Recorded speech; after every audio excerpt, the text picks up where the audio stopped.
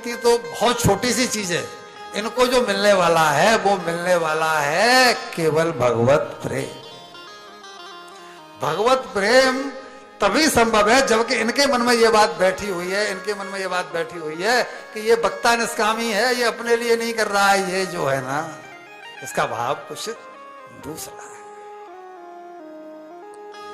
फिर समस्या आई कि मैं तो वैश्य कुल से हूं, भाई मैं तो बनिया हूं, ब्राह्मण तो हूं नहीं, तो दक्षिणा पर मेरा अधिकार, किसी के यहां भोजन पर भी मेरा अधिकार, और कथावाचकों पर रुपए की क्या होती है, बरसते हैं, बरसते आते नहीं है, कथावाचकों पर रुपयों की बरसात होती है। और अपने वर्ण धर्म के हिसाब से मैं च्युत नहीं हो जाऊं, ये मुझे डर हमेशा लगा रहा।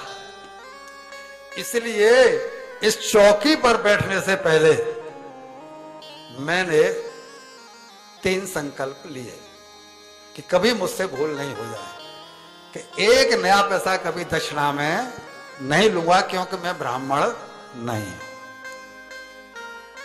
किसी के यहां भी जो यजमान है उसके यहां भोजन नहीं करूंगा, क्योंकि मैं ब्राह्मण नहीं हूं। यहां भी मैं रामकथा में भी मैंने 3100 रुपए दिए थे, 9 दिन की थी, ये 7 दिन की है। यहां भी मैं भोजन जो कर रहा हूं उसका 2100 रुपए संस्था को यानी आपको दिया हुआ है, हर कथा में मैं पहले से ही। और तीसरा संकल्प मैंने ये लिया कि मैं किसी का एक नया पैसा टिकट में भी खर्च नहीं कराऊंगा, अपने किराए वाले से आऊंगा। और अपने किराए वाले से, जब सुरेंद्र सिंह अग्रवाल जब जजमान बने थे सिंगापुर में, वहां भी अपने पैसे से ही गया था, क्योंकि इसके जो नियम हैं वो नियम ऐसे हैं जिनको पढ़ करके, भाई इसकी कमाल की बात है कि हम इसे पढ़ भी रहे हैं, सुना भी रहे हैं और अपने ऊपर अमल नहीं कर रहे हैं, तो बात गले से उतरती नहीं। बस एक ही उद्देश्य है कि अपनी वाणी को पवित्र करके और मैं अपने घर चला जाता हूं। कभी ये भी मैंने अनाउंस किया हुआ है कि कभी कोई कथा करा रहा हो, पैसे की कुछ कमी पड़ रही हो, तो भाई हमें बता दो, 1,50,000 हम उसे और दे भी देंगे। ये श्वासें सत्संग में बीते हैं, ये श्वासें कुसंग में नहीं बीती है। उस उद्देश्य केवल इतना है। आइए अब कथा में फिर से प्रवेश करते हैं। चूंकि कथा को आगे बढ़ाना है इसलिए सुखदेव जी का आगमन बहुत जरूरी है।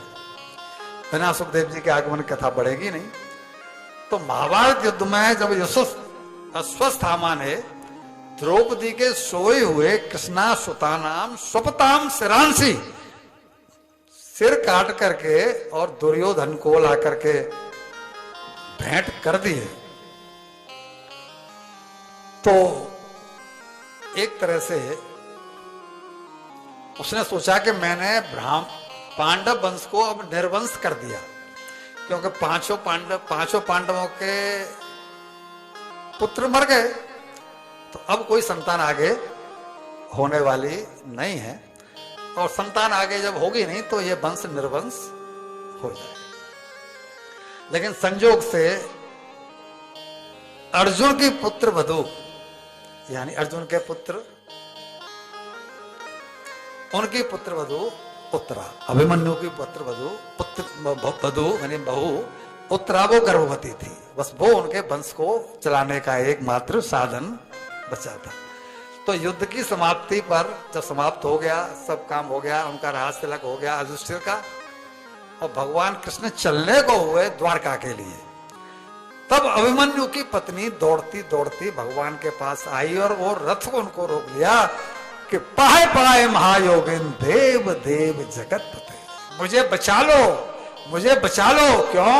कि एक बाण मेरे पेट की ओर चला रहा है, वो मेरे गर्भ में पल रहे बालक को नष्ट करना चाहता है।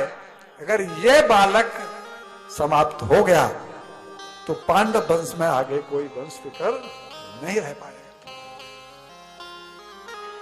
वहां उसके 5 ससुर भी खड़े हैं। एक यहां पर युक्ति है, एक रहस्य है। 5 पति, जो 5 बेटे, तो उसके 5 ससुर हुए कि नहीं हुए? लेकिन वो भगवान कृष्ण से कह रही है, उन पांचों से। क्यों? कि अंत में ये भी तो इन्हीं से कहेंगे, इनके पास अपना कौन सा बल है। ये युक्ति है। हम लोग भटकते हैं इस गुरु के यहां, उस आश्रम में, उस वक्ता के यहां, उनके यहां, इनके यहां। अरे बाबा, डायरेक्ट क्यों नहीं उनसे संबंध बना लेते हो जैसा कि इसने बनाया है? क्यों? कि वो भी तो फिर उसी से कहेंगे ना। तो वो तो जिव्या हमारे पास भी है, वो विवेक तो हमारे पास भी है। वो भी क्या एक मंत्र तो देंगे, ओम नमो भगवते वासुदेवाय। जपना तो अपने को ही पड़ेगा कि वो जपेंगे? जपना तो अपने को ही पड़ेगा। तो उसका हमको पहले ही कर लो। ये युक्ति है, ये सूत्र हैं जो कि हमें बहुत थोड़े से में और एक बड़ी सी बात दे देते हैं जो हमारे लिए कल्याणकारी बन जाता है। क्या कहती है कि मैंने संबंध आपसे जोड़ लिया है, मेरे ससुरों की तरफ मेरी दृष्टि नहीं है। क्यों? कि मैंने तो खुद को आपसे जोड़ दिया है, अब मर जाने दो या बचा लो, ये आप पर छोड़ दिया। भगवान, ये अंतिम है। अगर मेरा गर्भ गिर गया तो फिर स्कूल का कोई बारिश नहीं होगा। भगवान को भैया जी ऐसे ही भक्त पसंद है जो उनके ऊपर पूरी तरह से शरणागत हो, जिनको के अपना कोई दूसरा उनके अलावा दिखाई पड़ता ही नहीं है, जो सब कुछ उनके सिर पर डाल करके और निश्चित हो जाए कि मैंने अपनी अर्जी लगा दी है, तो ये मारना है तो मार दे। लेकिन ऐसा नहीं कि ये केवल होशियारी दिखा रहा हो, ध्यान ससुरों की तरफ हो, ऐसा नहीं। तो भगवान भी रीझ गए कि जब कह दिया कि तो आपके अलावा मेरा कोई नहीं है, आप ही बचा सकते हो, तो भगवान एक अंगुष्ठ के बराबर आकार लेकर के और उसके गर्भ में प्रवेश कर गए। भगवान के बारे में कहा जाता है कि भगवान कभी गर्भ में नहीं जाते, भगवान का अवतरण होता है, भगवान का जन्म नहीं होता। लेकिन भक्त ये भक्त है जिसकी भक्ति के आगे विवश होकर भगवान एक अंगुष्ठ बराबर आकार लेकर के और उसके उदर में गए हैं और अपने चक्र सुदर्शन से उस बालक की रक्षा की है।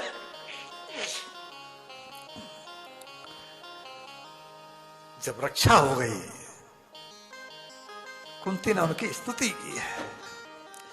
विपदे संतुन शश्वतः तत्र तत्र जगत गुरो भवतो दर्शनम यस्तात् पुनर्भव दर्शनम। मुझे विपत्ति दो प्रभु, मेरे ऊपर विपत्तियां आती रहें। ये दुष्ट की मां कुंती कह रही है। कोई विपत्ति मांगता है क्या? लेकिन ये मांग दे। बुआ पूछा, बुआ मुझसे कुछ और मांगो ना, मैं तो आपका भतीजा हूं, विपत्ति क्यों मांग रही हो? तो इसलिए मांग रही हो कि जब तक विपत्ति पड़ती रही तो हमारे सामने बने रहे। जब जब विपत्ति पड़ी तुमने हमें हर जगह बचाया और अब हमारे यहाँ संपत्ति आ गई, युधिष्ठिर राज्याभिषेक आपने युधिष्ठिर का कर दिया, अब हर जगह हमारे यश की कीर्ति फैल रही है, ठीक है ना? तो अब आप चल दिए, अब आप चल दिए, अब जो है ना आपका दर्शन हमें कैसे होगा? तो क्या सच